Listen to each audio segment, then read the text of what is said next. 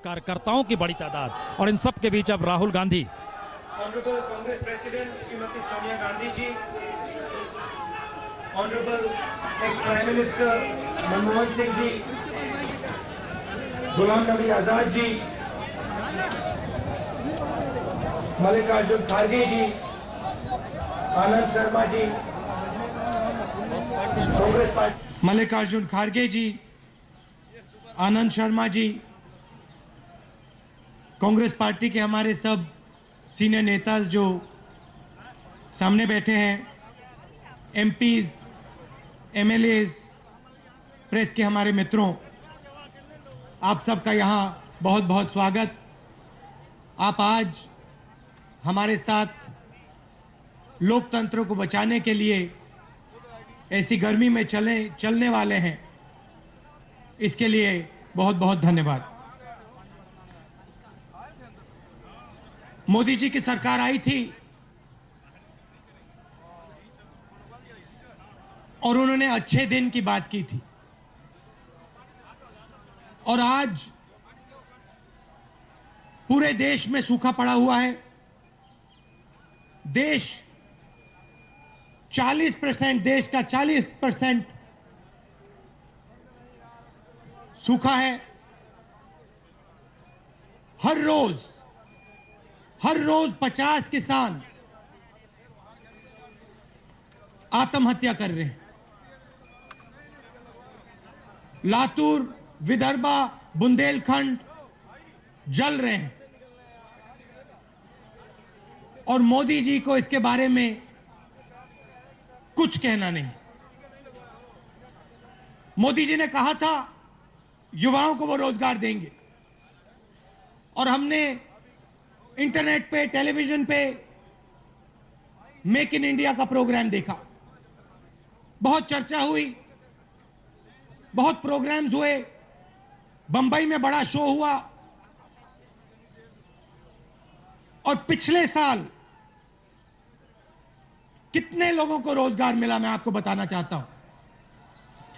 मोदी जी ने कहा था 2 करोड़ युवाओं को मैं रोजगार दूंगा हर साल। पिछले साल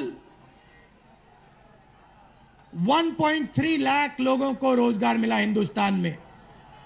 1.3 लोगों, 1,30,000 लोगों को रोजगार मिला। मतलब हर रोज मेक इन इंडिया के प्रोग्राम ने हिंदुस्तान में 350 लोगों को रोजगार दिया है। यह है मोदी जी की देन। मगर वहां नहीं रुके। उत्तराखंड में, अरुणाचल में कांग्रेस पार्टी की सरकारें गिराई, चुने हुए नेताओं को हटवाया, कानून को तोड़ा और तोड़ते जा रहे हैं। अलग अलग प्रदेशों में कहते हैं कि अगर कोई 10वीं पास नहीं है तो उसको पंचायती चुनाव नहीं लड़ना चाहिए। नतीजा क्या है कि लाखों दलित महिलाओं को चुनाव लड़ने का मौका नहीं दिया जा रहा है। उनके लिए लोकतंत्र का रास्ता बंद किया जा रहा है। मगर मोदी जी एक शब्द नहीं कहना चाहते। आज हिंदुस्तान में सिर्फ 2 लोगों की बात चलती है, मोहन भगवत जी और नरेंद्र मोदी जी। और जो भी इनके खिलाफ खड़ा होता है, जो भी इनके खिलाफ बोलने की कोशिश करता है, उनके ऊपर झूठे आक्रमण, झूठे आरोप लगाए जाते हैं। मैं आपको कहना चाहता हूं, कांग्रेस पार्टी के नेताओं को कहना चाहता हूं, हिंदुस्तान की जनता को कहना चाहता हूं कि लोकतंत्र का देश है, यह सबका देश है, यह किसी एक व्यक्ति का देश नहीं है। और हम लोकतंत्र के लिए, हिंदुस्तान की जनता के लिए, गरीबों के लिए, किसानों के लिए, मजदूरों के लिए लड़ेंगे और जीतेंगे। धन्यवाद।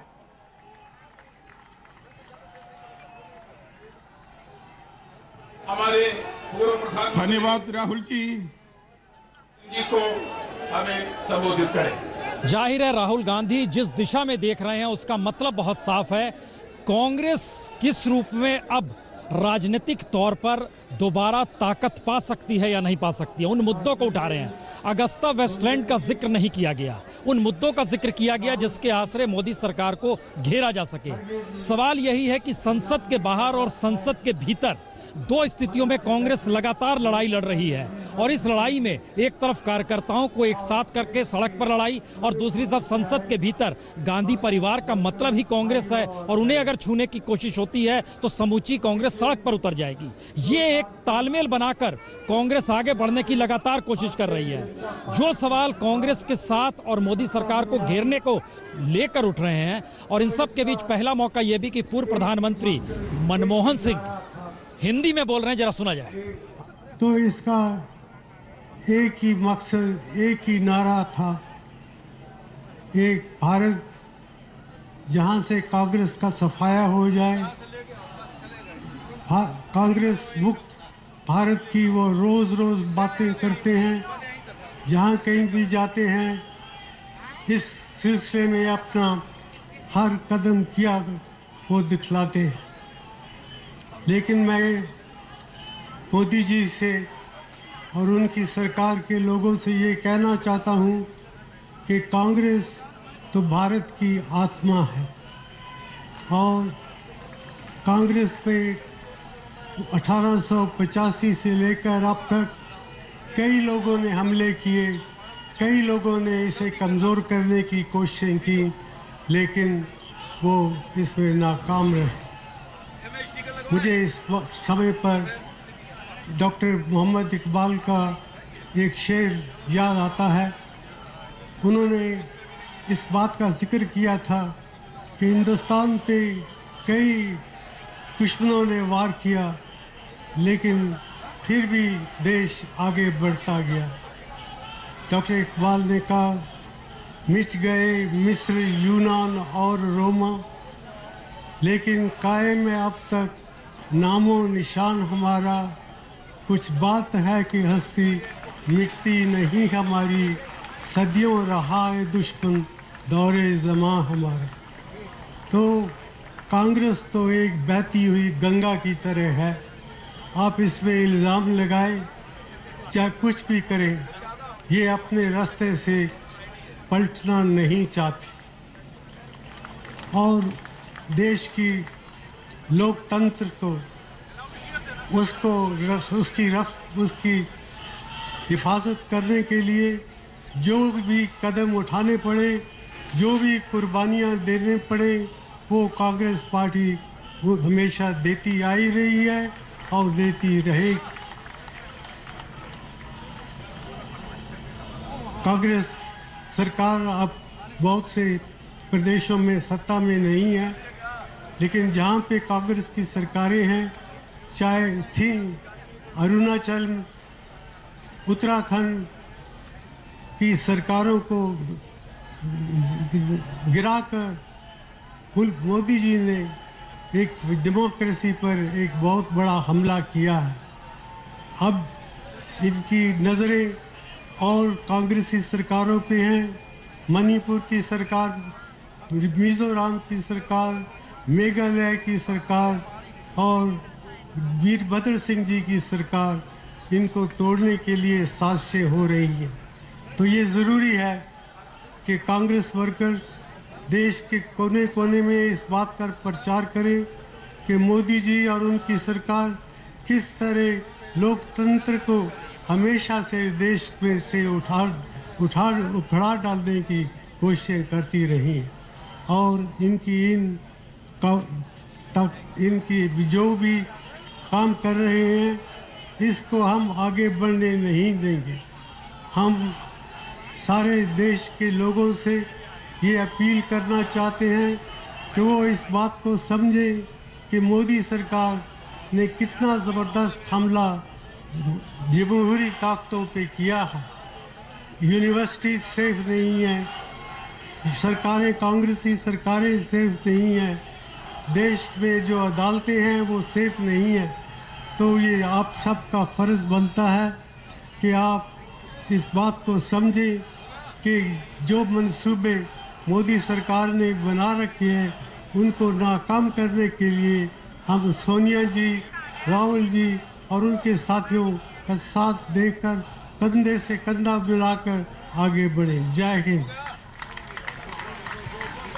हम कांग्रेस अध्यक्षा श्रीमती जाहिर है मनमोहन सिंह ने जिस तरीके से मनमोहन सिंह हिंदी में जिस तरीके से बोलते चले गए उसमें कई बातें बड़ी महत्वपूर्ण हैं। मोदी ने चाहे अपने तौर पर 75 बरस की उम्र रखी हो कि राजनीतिक तौर पर वही सक्रिय रहेगा जिसकी उम्र 75 बरस है, लेकिन 82 बरस की उम्र में मनमोहन सिंह को अगर मंच पर बैठाया गया और अब वो वहां पर अपनी बात को कह रहे हैं तो इसका मतलब बहुत साफ है। कांग्रेस अब ये मानकर चल रही है कि चाहे युवा के तौर पर जो सामने राहुल गांधी की साथ की पीढ़ी के नेता हो या दूसरी तरफ मनमोहन सिंह हो, उन्हें भी अब सामने लाना होगा, क्योंकि बार बार दो बातें जहन में कांग्रेस लगातार कह रही है कि दरअसल मनमोहन सिंह के दौर की अर्थव्यवस्था से आगे मोदी सरकार की अर्थव्यवस्था बढ़ नहीं पा रही है और मोदी सरकार के दौर में जो डेवलपमेंट प्रोसेस है उसमें सूखा और पानी का संकट, ये सारे सवाल हैं। और इन सवालों के बीच अगर कांग्रेस अब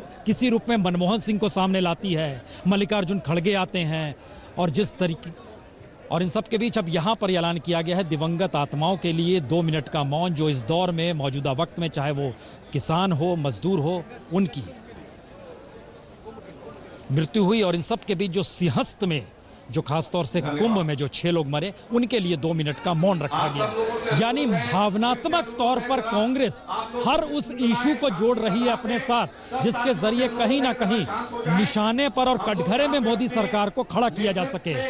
इसलिए यह कहीं बहुत महत्वपूर्ण है। और अब चूंकि सोनिया गांधी को अपना भाषण देना और उसके बाद यहां से मार्च शुरू होगा, तो सोनिया गांधी के निशाने पर आरएसएस आती है, सोनिया गांधी के निशाने पर मोदी सरकार आती है, या सीधे निशाने पर वो नीतियां या फिर अगस्ता वेस्टलैंड पर कुछ कहती है सोनिया गांधी, इसका इंतजार हर कोई कर रहा है। तो सोनिया गांधी अब चूंकि यहां पर बोलने के लिए आ चुकी हैं, सुना जाए उन्हें।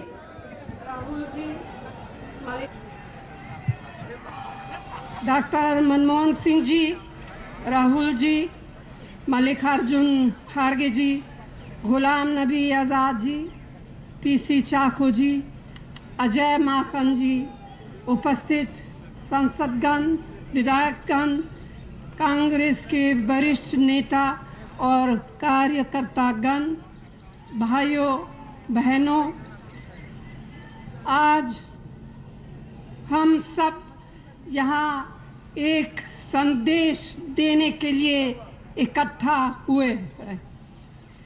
इतना स्पष्ट और जोरदार संदेश कि जिससे सिर्फ रायसीना हिल्स में बैठे लोग ही नहीं बल्कि नागपुर में बैठे हुए लोग भी ठीक से सुने, जिनके इशारों पर ही मोदी की यह सरकार चल रही है। मैं इन सभी लोगों से आज साफ साफ कहना चाहती हूँ कि लोकतंत्र को नष्ट करने की चाहे जितनी भी कोशिश आप कर लें, अपने जीते जी हम कभी आपके ये खतरनाक इरादे पूरे नहीं होने देंगे। हमें डराने की, बदनाम करने की कितनी भी कोशिश ये लोग कर ले, लेकिन हम झुकने वाले में से नहीं है। मुझे तो जिंदगी ने सिखाया ही संघर्ष करना है। हमने तो हमेशा से ही सभी तरह की चुनौतियों का सामना किया है। अगर ये लोग समझते हैं कि कांग्रेस को लोकतंत्र की रक्षा के लिए उसके बुनियादी रास्ते से हटाया जाना आसान है, तो उन्हें मालूम ही नहीं कि कांग्रेस जन किस मिट्टी के बने हैं। राष्ट्र विरोधी ताकतों से लड़ना हमारे लिए कोई नई बात नहीं है। देश के भाईचारे को नष्ट करने वालों में से किस तरह से सामना करना है, कांग्रेस पार्टी अच्छी तरह जानती है। हम वे लोग हैं जिन्होंने मानवता के बुनियादी उसूलों की हिफाजत के लिए अपना खून बहाया है, अपनी जान दी है, और जब जब जरूरत पड़ेगी हम किसी भी तरह की कुर्बानी देने से पीछे हटने वाले नहीं हैं। पिछले 60-70 साल में कांग्रेस ने लोकतंत्र को मजबूती देने वाले संस्थानों का निर्माण किया, समाज के हर वर्ग को अधिकार संपन्न बनाया, किसानों के जीवन को खुशहाल बनाने के कदम उठाए, महिलाओं की जिंदगी में बुनियादी परिवर्तन लाने के लिए संघर्ष किए। लेकिन 2 साल में ही मोदी सरकार ने सब कुछ बर्बाद करना शुरू कर दिया। इनका एक एक कदम लोकतंत्र की जड़ें खोद रहा है। इनके राज में सब परेशान हैं, किसान हो, नौजवान हो, व्यवसाय हो, सबके चेहरे उदास हैं। किसान सूखे और कर्ज की चपेट में हैं, आत्महत्याएं करने पर मजबूर है। लेकिन मोदी सरकार ने क्या किया? मोदी सरकार ने अपने आंखें बंद कर रखी है। महंगाई का हाल आज ऐसा है कि लोगों के लिए अपने बच्चों को पालना और परिवार चलाना मुश्किल हो गया है। इससे सबसे ज्यादा परेशान मेरी बहनों और गरीबों को झेलना पड़ती है। लेकिन इस सब से इन्हें क्या? इन्हें तो झूठे सपने दिखाकर सत्ता हासिल करनी थी, वो तो इन्होंने कर ली। सत्ता की इनकी यह भूख अब और बढ़ती जा रही है और ये एक एक करके राज्यों की कांग्रेस सरकारें गिराने का काम कर रहे हैं। इन्होंने धन, बल और बाहुबल का इस्तेमाल करके लोकतांत्रिक ढंग से चुनी हुई हमारी अरुणाचल और उत्तराखंड की सरकारों को गिराकर सिर्फ लोकतंत्र की बुनियाद को नहीं हिलाया बल्कि लोकतंत्र की हत्या की है। आज उत्तराखंड के जंगल जल रहे हैं और वहां कुछ नहीं हो पा रहा है क्योंकि राज्य में कोई सरकार ही नहीं है। मोदी और उनके राजनीतिक सलाहकार जो अपने को सांस्कृतिक संस्था बताते हैं, वे लोगों की परेशानियां क्या जाने।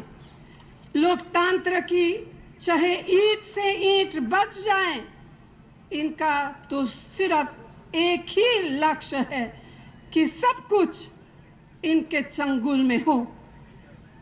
कांग्रेस पार्टी ने कानून बनाकर देश भर में पंचायत राज को मजबूत बनाया, लेकिन ये इस कानून में ऐसे बदलाव कर ला रहे हैं जिससे महिलाओं, आदिवासियों, दलितों और पिछड़ों को पंचायतों के चुनाव लड़ने से वंचित किया जा रहा है। अकलियतों के मन में भय पैदा किया जा रहा है। समाज को धर्म, भाषा, खान पान और पहनावे के आधार पर बांटा जा रहा है। विद्यार्थियों पर जुल्म हो रहे हैं। पलक झपकते ही ये किसी को भी देशद्रोही घोषित कर देते हैं। जो इनकी हाँ में हाँ ना मिलाए, उनकी तो खैर ही नहीं है। लेकिन ये लोग एक बात अच्छी तरह समझ ले कि जिस दिन पानी सिर से ऊपर चला जाता है, भारत के लोग बड़ों को भी पानी पिला सकते हैं। और जनादेश को जैसा धोखा मोदी सरकार ने दे रही है, उसे देखकर लगता है कि इनके दिन अब पूरे हो गए हैं। 2 साल की अपनी असफलताओं से लोगों का ध्यान दूसरी तरफ मोड़ने के लिए मोदी सरकार ने विपक्ष के नेताओं पर बेबुनियाद आरोप लगाने का खेल शुरू कर दिया है। अफवाह फैलाकर, माहौल खराब करने और झूठ फैलाकर दूसरों की चरित्र हत्या करने का इनका ये खेल बहुत ही पुराना है। खासकर कांग्रेस के खिलाफ तो इन्होंने अपनी पूरी ताकत झोंक दी है। लेकिन मैं इन्हें आगाह करना चाहती हूं कि कांग्रेस को कमजोर समझने की भूल न करें। नाइंसाफी के सामने कांग्रेस कभी झुकने वाली नहीं है। हम जागरूक विपक्ष की अपनी भूमिका आने वाले दिनों में और भी जोर शोर से निभाएंगे।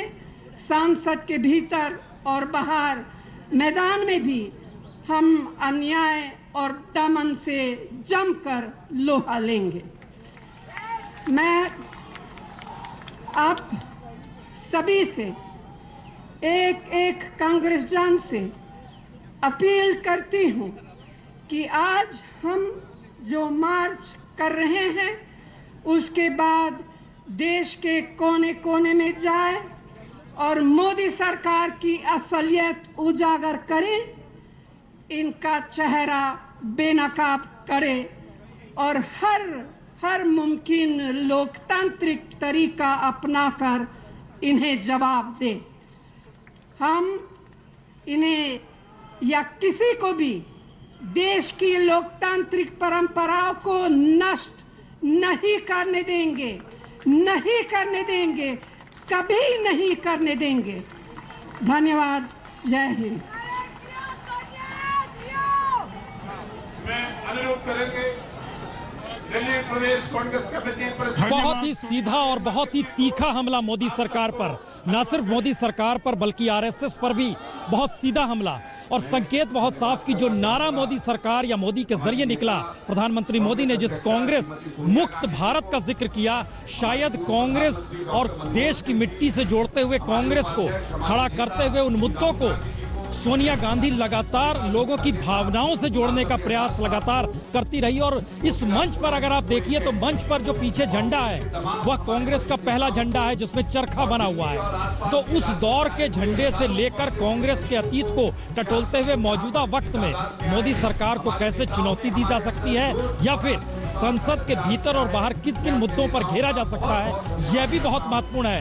इसीलिए शायद उन मुद्दों का उठाया गया जिसमें किसानों का जिक्र हो, मजदूरों का जिक्र हो, दलितों का जिक्र हो, अल्पसंख्यकों का जिक्र हो, पिछड़ों का जिक्र हो। और इन मुद्दों के आसरे लोकतंत्र पर खतरे के मद्देनजर मोदी सरकार को कटघरे में खड़ा करते हुए नागपुर और सांस्कृतिक संगठन के तौर पर आरएसएस को भी निशाने पर लेने से सोनिया गांधी नहीं चुकी।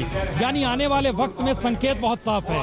उत्तराखंड और अरुणाचल का धक्का, उसके बाद वेस्टलैंड को लेकर गांधी परिवार को कटघरे में खड़ा करना और इन सब के साथ जीएसटी का मुद्दे में जिस तरीके से रोका गया है, जिस तरीके से पार्लियामेंट के भीतर सरकार आगे बढ़ नहीं पा रही है, ये और हमले तीखे होंगे। और कांग्रेस बिल्कुल सरकार के सामने आकर खड़ा होना चाहती है जिससे राजनीतिक टकराव बहुत तीखा दिखाई दे, क्योंकि अब उन्हें यह अनुभव होने लगा है कि शायद इस तरीके से नजर आने लगे जिससे कि राजनीतिक तौर पर अगर संसद के भीतर घेरा जाए, आगे सरकार को ना बढ़ने दिया जाए, तो फिर सड़क पर राजनीतिक संघर्ष की एक शुरुआत हो। और यह हम आपको बता दें, चूंकि इस इलाके में धारा 144 लगी हुई है, तो यहां से जो मार्च पास्ट शुरू होगा वो तकरीबन 100 मीटर ही चल पाएंगे। तो 100 मीटर प्रतीकात्मक तौर पर यह मार्च पार्लियामेंट की दिशा में बढ़ेगा, गिरफ्तारी होगी, सांसद आगे बढ़ जाएंगे। और महत्वपूर्ण यह भी है कि धारा 144 है, कुल सांसद 45 हैं और इन सब के साथ कार्यकर्ताओं की तादाद आप कह सकते हैं आज बहुत ज्यादा बात जरूर है, लेकिन एक राजनीतिक संघर्ष का एक आगाज है चलती हुई पार्लियामेंट के बाद सड़क के साथ साथ। ये कांग्रेस की उपलब्धि आज के दिन मानी भी जा सकती है। हम एक छोटा सा ब्रेक लेते हैं, तुरंत लौटते हैं।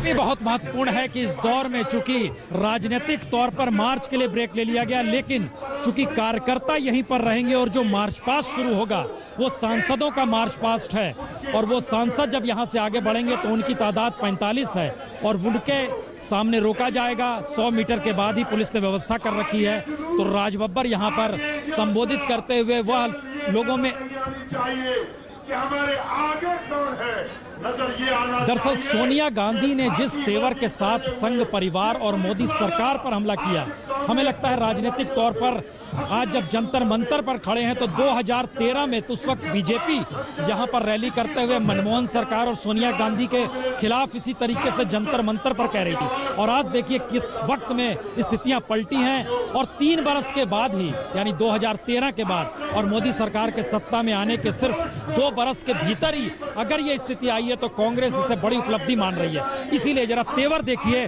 सोनिया गांधी के, किस रूप में उन्होंने सीधे मोदी सरकार पर हमला बोला। हम सब यहाँ एक संदेश देने के लिए इकट्ठा हुए हैं।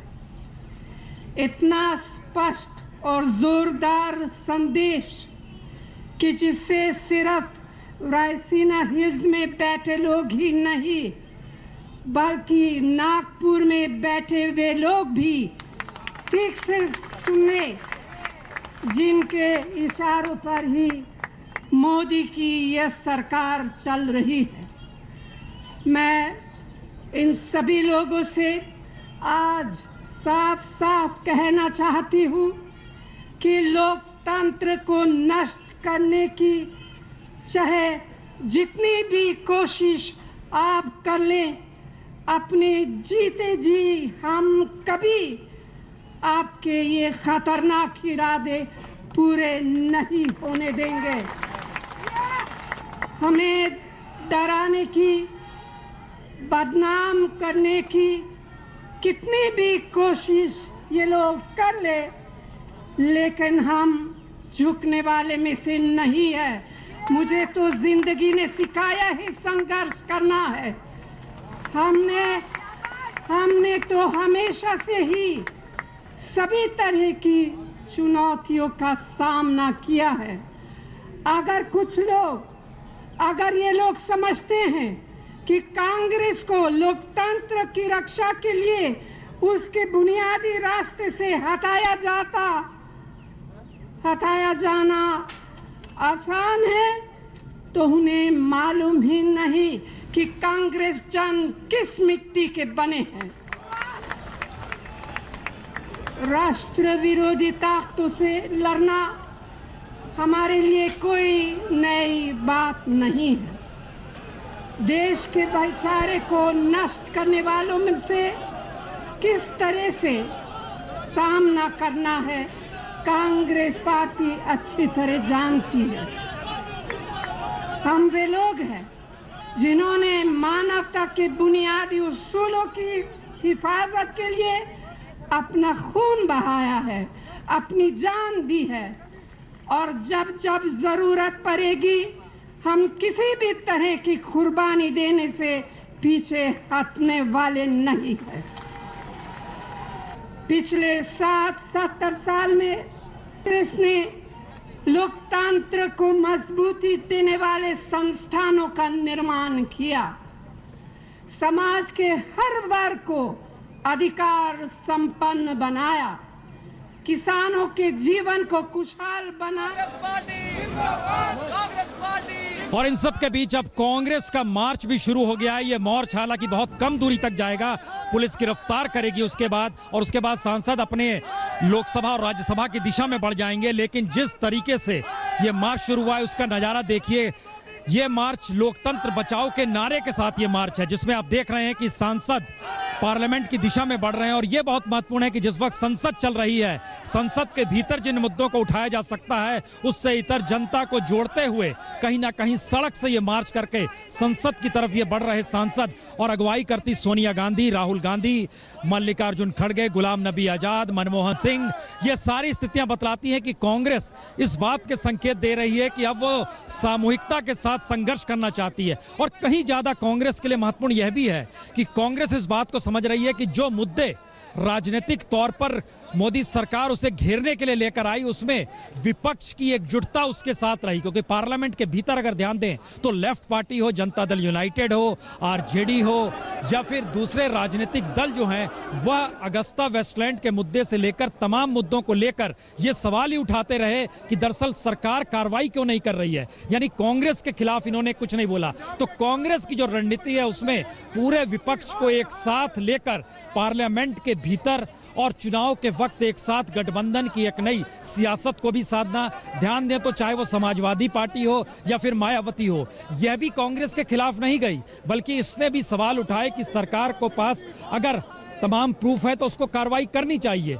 यानी कांग्रेस को अलग थलग करने की कोशिश, गांधी परिवार पर निशाना साध कर कहीं ना कहीं कांग्रेस को दरकिनार करने की स्थिति, या कांग्रेस मुक्त भारत की जो स्थिति लगातार मोदी सरकार सोच रही है, कांग्रेस अब उसकी नब्ज पर चोट करना चाहती है। इसीलिए सोनिया गांधी हो या राहुल गांधी हो या कांग्रेस का कोई भी नेता हो, उसने निगाहों और निशाने पर राष्ट्रीय स्वयंसेवक संघ को जरूर लिया।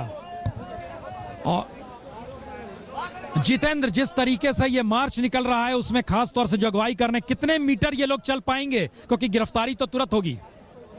बिल्कुल, अभी जंतर मंतर से सोनिया गांधी और राहुल गांधी मार्च के लिए निकल चुके हैं और उससे करीब 500 मीटर की दूरी पर जो यहाँ पर थाना है वहाँ पर गिरफ्तारी हो सकती है। और सबसे बड़ी चीज ये है कि जिस तरीके से भीड़ यहाँ पर मौजूद है, उससे ये साफ जाहिर हो रहा है कि सोनिया गांधी और राहुल गांधी ज्यादा स्पीड से आगे बढ़ नहीं पा रहे हैं। और लोग जो कार्यकर्ता हैं, कांग्रेस के जो कार्यकर्ता हैं, वो यहाँ पर मौजूद हैं और ज्यादा संख्या में इस रास्ते की तरफ आगे की तरफ बढ़ रहे हैं। और पार्लियामेंट स्ट्रीट थाना जो है उसमें करीब 400 मीटर की दूरी अभी बची हुई है वहां तक पहुंचने में, और भारी संख्या में पुलिस बल यहां पर लगाया गया है कि आगे जो संसद मार्ग है उससे आगे कार्यकर्ता न जा सके। साथ ही दूसरी सबसे बड़ी चीज है कि सोनिया गांधी ने जिस तरीके से मंच से ये कहा है कि वो लगातार संघर्ष करती रहेंगी, गरीबों के लिए संघर्ष करती रहेंगी, और सीधे उन्होंने कहा है कि उनको इस सरकार से डर नहीं लगता है। उनके खिलाफ जो भी कार्रवाइयां हो रही हैं वो सही तरीके से नहीं हो रही हैं।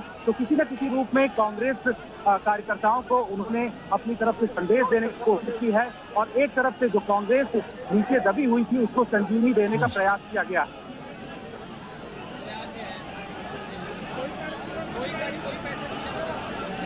जितेंद्र, हम ये जो देख पा रहे हैं और आप जो बता रहे हैं उसमें 500 मीटर की दूरी ही तय होगी, उसके बाद थाना है उसमें गिरफ्तारी होगी। लेकिन संसद चल रही है जितेंद्र बहादुर, और संसद चलती हुई में चूंकि 11 बजे वक्त हो गया है, तो तमाम कांग्रेस के पार्लियामेंट्रीज जब बाहर हैं, राज्यसभा में जो प्रतिपक्ष के नेता गुलाम नबी आजाद को भी हम देख रहे हैं कि वह भी इस मार्च में शामिल हैं, तो क्या ये सरकार पर दबाव बनाने के लिए संसद से बाहर निकलकर 11 बजने का वक्त है, उस वक्त एक राजनीतिक दबाव बताने और बनाने की कोशिश है, ये मान लिया जाए इस मार्च के जरिए? बिल्कुल, इस मार्च के जरिए संसद में जिस तरीके से कांग्रेस पार्टी के ऊपर भाजपा ने हमला किया था और इन्होंने अगस्ता वेस्टलैंड के मामले को लेकर के कांग्रेस के जो शीर्ष नेता हैं उनके खिलाफ अलग अलग दस्तावेज दिए थे, उससे जिस तरीके से कांग्रेस थोड़ा सा बैकफुट में थी, अब ये कोशिश सड़क के माध्यम से किया जा रहा है कि संसद से लेकर सड़क तक कांग्रेस अपनी आवाज बुलंद करे और अपने जो कार्यकर्ता हैं उनको इस बात की जानकारी इस वक्त दे रहे हैं कि उनके जो शीर्ष नेता है उनके खिलाफ गलत बयानबाजी की जा रही है, गलत तरीके का दुष्प्रचार किया जा रहा है, और उसमें जिन तमाम तथ्यों की जानकारी वर्तमान सरकार की तरफ से दी जा रही है वो तथ्य ठीक नहीं है। ऐसा खुद सोनिया गांधी ने जनता मंच के मंच से कहा है। तो कोशिश ये की जा रही है कांग्रेस पार्टी की तरफ से कि जो खुद है इस वक्त वो अब सड़क के माध्यम से संसद तक वहां पहुंचे और अपनी बात रखने की कोशिश जनता के बीच में करे। जितेंद्र, हम आपके पास लौटते हैं, लेकिन एक स्थिति हम यह भी दिखा दें कि बार बार यह सवाल हो रहा था कि क्या रॉबर्ट वड्रा की एंट्री हो रही है। ये जो पोस्टर नजर आ रहे हैं, इस तरीके के पोस्टर कई जगहों पर लहराए गए हैं, लेकिन इसका एक दूसरा सच यह भी है कि दरअसल एक नारा हर वक्त लगता है, जब जब लगता है राहुल गांधी फेल हो गए, प्रियंका लाओ देश बचाओ। कुछ नेता हैं जो कि कांग्रेस के भीतर हैं और वही दरअसल हम कह सकते हैं जगदीश शर्मा उसमें से एक नेता हैं। उस तरह के लोगों के जरिए रॉबर्ट वड्रा का चेहरा इस तरीके से चस्पा किया गया है, जो हम पोस्टरों में यहां पर जंतर मंतर में देख रहे हैं। एक तरफ राहुल गांधी, सोनिया गांधी और बीच में रॉबर्ट वड्रा। रॉबर्ट वड्रा का क्यों तस्वीर लगाया आपने?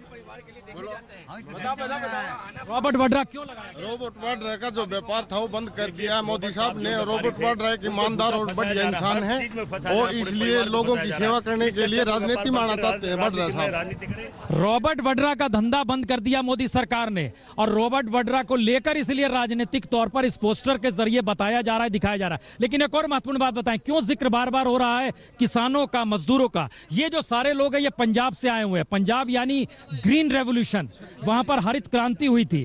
अब वहां पर खेती का सवाल, किसानों का सवाल और इन मुद्दों का जिक्र जब सोनिया गांधी कर रही है, राहुल गांधी कर रहे हैं या कांग्रेस का कोई भी नेता कर रहा है, तो ये क्या सोचते हैं किसानों के मद्देनजर? क्योंकि मोदी सरकार जब आई तो कहा गया किसानों को 50% समर्थन मूल्य बढ़ा देंगे, इस बात का जिक्र किया, एक दूसरा हरित क्रांति होगी। लेकिन पंजाब की स्थिति में मुश्किल क्या है? पंजाब की स्थिति बहुत इस समय खराब है। पंजाब का किसान रो रहा है, मर रहा है। पहले जब से मोदी जी आए हैं, पहले हमारी जीरी नहीं जो बासमती थी वो रुली, फिर कनक रुली, कोई लिफ्टिंग नहीं हो रही, कोई हमें पैसा नहीं मिल रहा पंजाब में। तो यहाँ क्या सोचकर आए जंतर मंतर पे? यहाँ पे जो स्वामीनाथन कमीशन की रिपोर्ट पे वोट लिया है मोदी जी ने, उसको क्यों नहीं लागू किया जा रहा? क्यों लागू किया जा रहा? क्या बात है? मोदी जी बड़े बड़े जुमले बता रहे हैं, ये 15 लाख आ रहा है, वो कह रहा है किसान को क्या दे रहे हैं। रोज हमारे पंजाब में बहुत खुदकुशी हो रही है। बादल साहब ने अपनी एक नूह के लिए, एक कुर्सी के लिए पंजाब के किसानों का हक बेच दिया, हक बेच दिया है। एक कुर्सी एक वजीरी के लिए पंजाब के लोगों को हक। इसका मतलब बहुत साफ है कि अपने मुद्दों को लेकर अगर कांग्रेस जोड़ पा रही है और ये लोग यहाँ पहुंच रहे हैं। अब हम लिए चलते हैं मल्लिकार्जुन खड़गे क्या कह रहे हैं।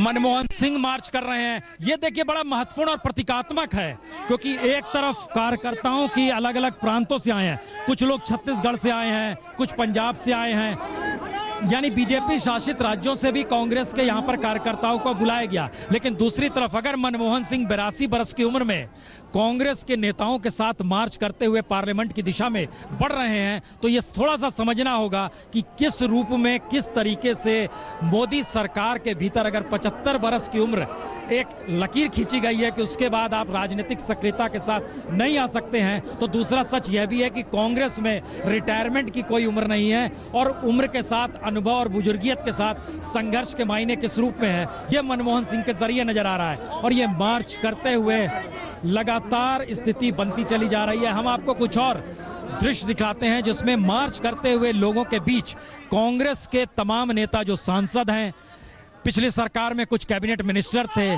कुल प्रधानमंत्री थे। मोदी भगाओ, कांग्रेस लाओ, मोदी भगाओ, सोनिया गांधी जिंदाबाद, देश बचाओ, जिंदाबाद, देश बचाओ, जिंदाबाद, कांग्रेस लाओ, देश बचाओ। तो जाहिर है इस तरीके के नारे अगर अब भी जंतर मंतर पर है, तो दूसरी तरफ का दृश्य मार्च करते हुए है जो कि पार्लियामेंट की दिशा में बढ़ रहा है। और चूंकि महत्वपूर्ण यह इसलिए है क्योंकि चलती हुई संसद के बीच सड़क से संघर्ष करने का मादा अगर कांग्रेस ने पाल लिया है, तो मतलब साफ है कि कांग्रेस की ताकत पार्लियामेंट के भीतर सिर्फ 45 सांसदों की है। उसे पता है वो कुछ नहीं संसद के भीतर कर सकती है, उसको इस बात का एहसास है, यानी सांसदों की ताकत।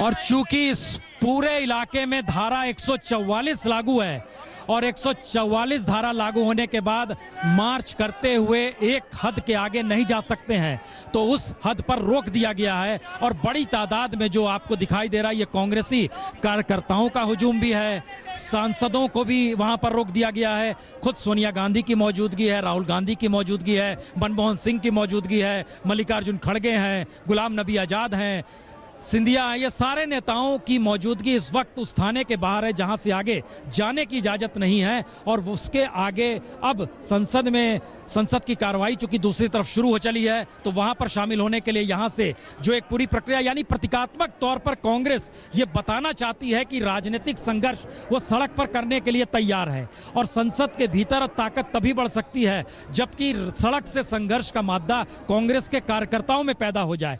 इसीलिए कांग्रेस के तमाम नेताओं ने आज उन मुद्दों को उठाया जो कि कहीं ना कहीं कार्यकर्ताओं या लोगों की भावनाओं से जुड़े हों, और शायद इसीलिए मार्च को रोक दिया गया। तो मार्च के साथ तमाम नेता भी वहां पर रुके हुए हैं, क्योंकि उन्हें लग रहा है कि दरअसल पार्लियामेंट के भीतर ताकत कम है, वहां पर सरकार का पक्ष दिखाई देगा, तो क्यों ना सड़क से उस मैसेज को कन्वे किया जाए, इस बात को संकेत दिए जाए कि राजनीतिक तौर पर अगर कांग्रेस और गांधी परिवार को घेरने की कोशिश किसी भी रूप में सरकार करेगी, तो फिर राजनीतिक संघर्ष की तैयारी कांग्रेस कर चुकी है। और शायद उसी का नजारा इस वक्त नजर आ रहा है, जहां पर बड़ी तादाद में पुलिस की मौजूदगी है और उन्होंने पूरे मार्च को रोक दिया है। और इस मार्च को रोके रहने के साथ तमाम नेता, तमाम कार्यकर्ता जो भी हैं, वो सभी वहां पर रुके हुए हैं। और जाहिर है ये तस्वीरें कहीं ना कहीं कांग्रेस को दोबारा सर्वाइवल की स्थिति ला पाती है, ये तो कहना मुश्किल है। लेकिन कांग्रेस क्या कहना है जनार्दन द्विवेदी का, जरा ये शासन पहले भी लगा है, लेकिन इस तरह से लोकतंत्र के सभी मूल्यों को ताक में रख करके कार्रवाई नहीं। चलो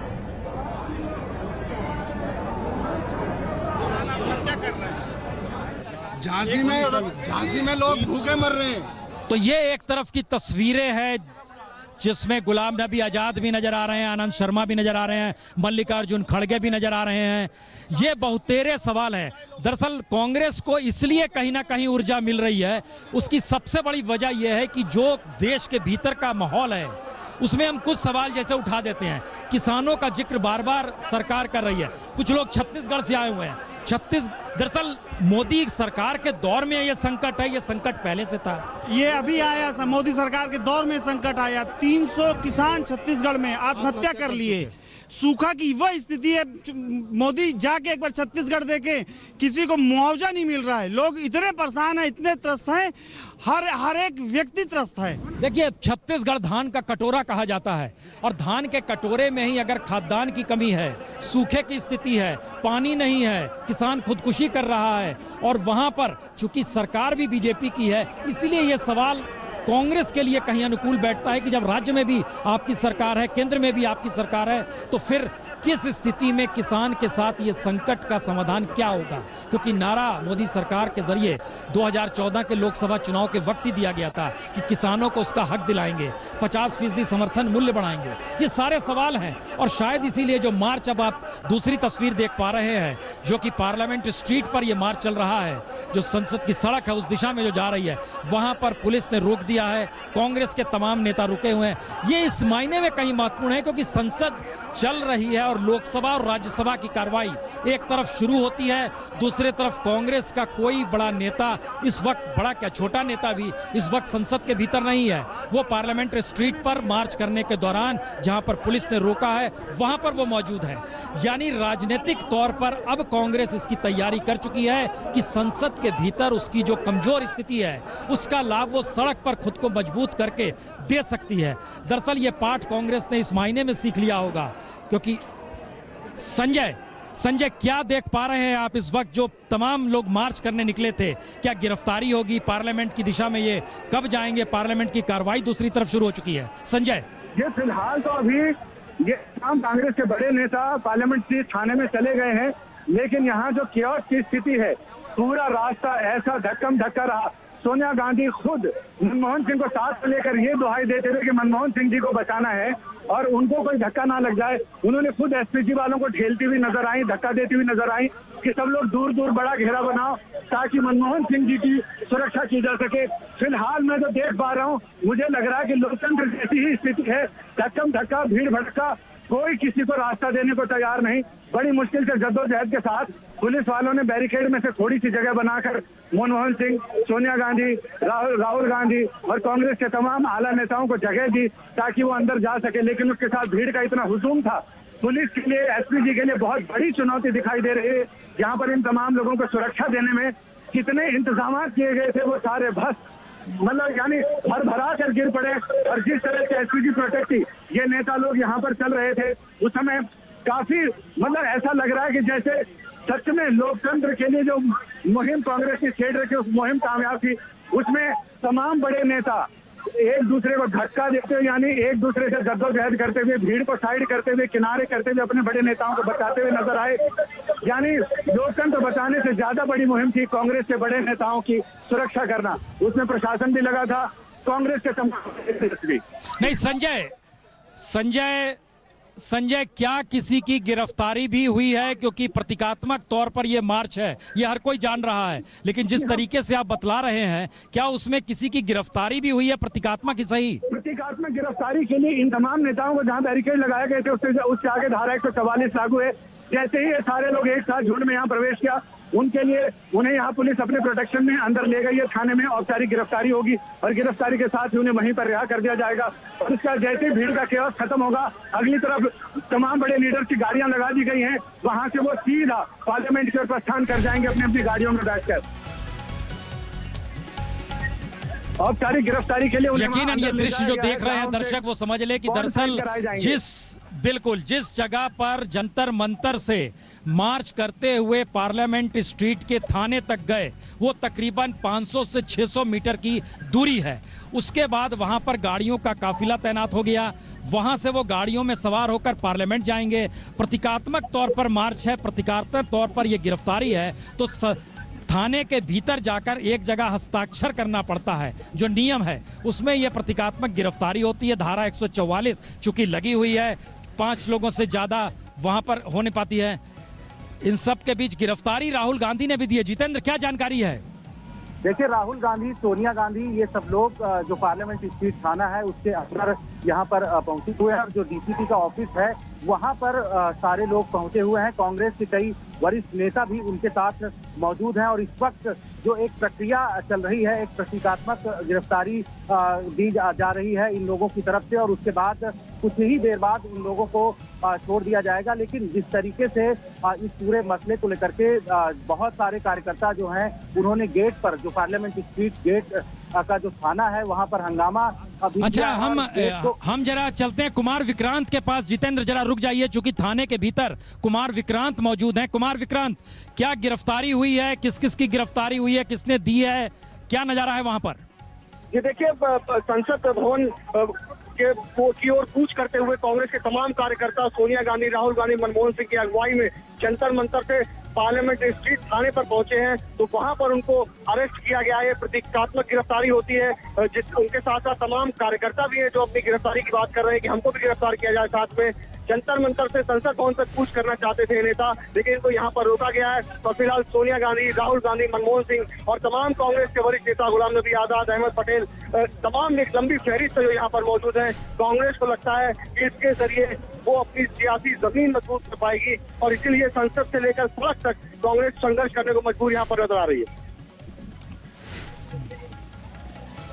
नहीं तो क्या ये मान लिया जाए, चूंकि एक तरफ संसद की कार्रवाई शुरू हो गई, कांग्रेस का कोई नेता दोनों सदनों में नजर नहीं आ रहा है और इन सब के बीच अब चूंकि यहाँ पे एक प्रतीकात्मक और सियासी जमीन बचाने बनाने दोनों की लड़ाई लड़ी जा रही है, तो ये प्रतीकात्मक गिरफ्तारी और प्रतीकात्मक तौर पर मार्च और भीड़ भड़का जो आप देख पा रहे हैं कितनी देर तक रहेगा?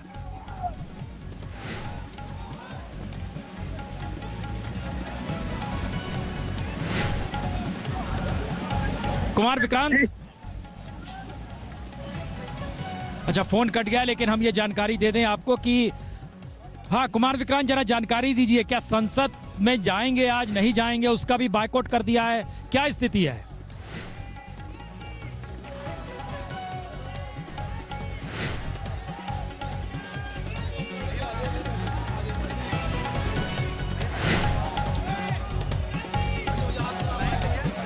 चलिए कुमार विक्रांत से जैसे बात होगी पहुंचे, लेकिन बाहर विजेंद्र बहादुर भी इस वक्त हमारे साथ मौजूद हैं। लग क्या रहा है, ये पार्लियामेंट की कार्रवाई में शामिल होने जाएंगे या नहीं जाएंगे, या इस मार्च के बाद सब कोई राजनीतिक संघर्ष के नए तरीके से?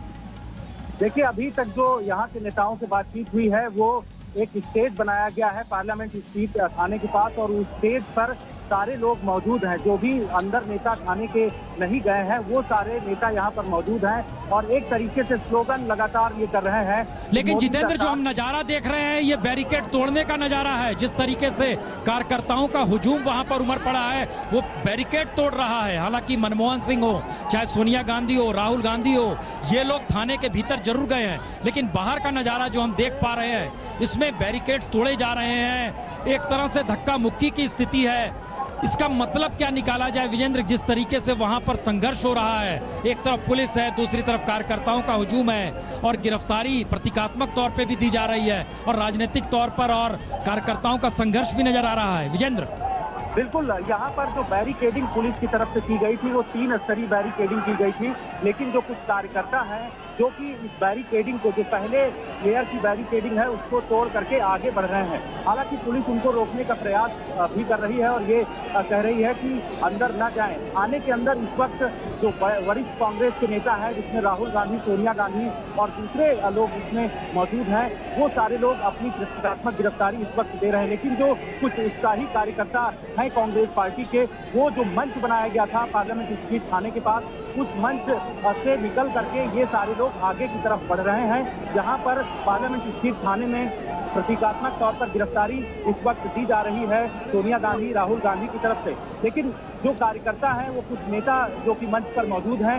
वो अलग अलग तरीके के भाषण भी कर रहे हैं और वो ये कह रहे हैं कि मोदी सरकार लगातार कांग्रेस सरकार को परेशान कर रही है और जो अगस्ता वेस्टलैंड जैसे मुद्दे हों या फिर उत्तराखंड या अरुणाचल प्रदेश का मुद्दा हो, इन मुद्दों को लेकर के वो लगातार कांग्रेस पार्टी के ऊपर हमला कर रहे हैं। ऐसे में कांग्रेस पार्टी के पास, लेकिन जितेंद्र, ये सारे मुद्दे अपनी जगह हैं, पार्लियामेंट में इसको लेकर बहस होती है जितेंद्र बहादुर, लेकिन महत्वपूर्ण ये है कि राजनीतिक तौर पर 2014 के चुनाव में कांग्रेस को जो हार मिली थी उसके बाद लग ऐसा रहा था कि पार्टी में जंग लग गई है। तो क्या ये माना जाए कि जंतर मंतर पर इस तरीके से लोकतंत्र बचाओ रैली के जरिए अब कांग्रेस, उस जंग जो लग गई थी पार्टी के भीतर, कार्यकर्ताओं में एक तरह की निराशा थी, सिर्फ 44 सांसद जीत कर आए थे, उस निराशा को दूर करते हुए सियासी जमीन बनाने की कोशिश में अब जो जद्दोजहद करनी थी कांग्रेस को, उसमें वो लग रहा है उसे कि अब वो सफल हो रही है या उसे मानकर चल रही, क्योंकि जो नजारा है स्क्रीन पर मौजूदा वक्त में वो कांग्रेस के लिए उत्साह भरने वाला हो सकता है और सरकार के लिए मुश्किल का सबब हो सकता है। क्योंकि अगर सड़क पर राजनीतिक लड़ाई कांग्रेस शुरू करती है तो जवाब बीजेपी को भी देना पड़ेगा, लेकिन बीजेपी इस वक्त सत्ता में है, तो सत्ता अगर संघर्ष करते हुए सड़क पर नजर आती है तो जनता इसे बर्दाश्त नहीं करती है। ये कांग्रेस के दौर में भी देखा गया था। बिल्कुल, कांग्रेस पार्टी को जिस तरीके से यहाँ पर कार्यकर्ताओं का एक समर्थन मिला है उससे निश्चित तौर पर ये जाहिर हो रहा है। और ये नजारे असल में दरअसल बेहद कई मायनों में बड़े महत्वपूर्ण हैं, क्योंकि जिस तरीके से महिला कार्यकर्ता है, पुरुष कार्यकर्ता है, कोई उम्र हो, किसी भी रूप में देख लीजिए, हर कोई इतना उत्साहित है कि बैरिकेड तोड़ने की दिशा में बढ़ना चाह रहा है और महिलाएं भी इसमें पीछे नहीं है। जो महिला कार्यकर्ता है उनकी भी बड़ी तादाद है जो वहां पर मौजूद है और नारे लगातार लग रहे हैं। जिस तरीके से नारे लगाए जा रहे हैं, इसका रेणुका चौधरी क्या कह रही है, जरा सुना जाए।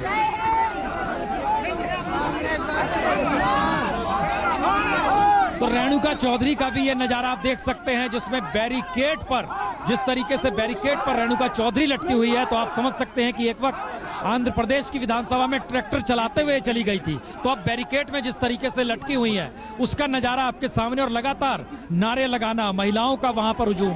जिस तरीके से कार्यकर्ताओं का हजूम, कांग्रेस के लिए यह बहुत उत्साह की बात हो सकती है, क्योंकि राजनीतिक तौर पर बीते 2 बरस में कोई मशक्कत कांग्रेस किसी मुद्दे को लेकर नहीं कर रही थी, लेकिन जैसे ही गांधी परिवार का नाम सामने आता है तो संसद के भीतर और संसद के बाहर कांग्रेस की एकजुटता शायद इस रूप में नजर आती है, क्योंकि कांग्रेस का हर कार्यकर्ता इस बात को बाखूबी समझ रहा होगा कि दरअसल गांधी परिवार का मतलब कांग्रेस के लिए कितना है। और यही वो वजह है कि अब अगर बैरिकेड को तोड़ने का नजारा है, बैरिकेड के ऊपर लदने का नजारा है, कांग्रेस कार्यकर्ता क्या जो नामी, जो अपने पहचान लिए हुए नेता हैं, वह भी बैरिकेड तोड़ना चाह रहे हैं, तो यह शायद वो संघर्ष को दिखलाना चाह रहे हैं। तो इन तमाम नजारों के बीच हम ये बतला दें कि दरअसल अभी भी पार्लियामेंट स्ट्रीट पर थाने के भीतर मौजूदगी है नेताओं की, उन्होंने प्रतीकात्मक गिरफ्तारी दी है, लेकिन बाहर बैरिकेड पर जिस तरीके का हुजूम है, लोगों की मौजूदगी है, कार्यकर्ता चाहे वो महिला हो पुरुष हो, और जिस तरीके से आप देख पा रहे हैं बैरिकेड पर चढ़कर नेता ही नारे लगाने लगे हैं, ये सारी स्थिति कांग्रेस के भीतर शायद राजनीतिक संघर्ष की एक नई कवायद के साथ कुछ नए स्थितियों को रच दे, पार्लियामेंट के भीतर और बाहर संघर्ष की। ये एक सरकार को चिताने की कोशिश पार्लियामेंट स्ट्रीट पर दिल्ली में हो रही है। हम एक छोटे से ब्रेक के बाद तुरंत लौटते हैं।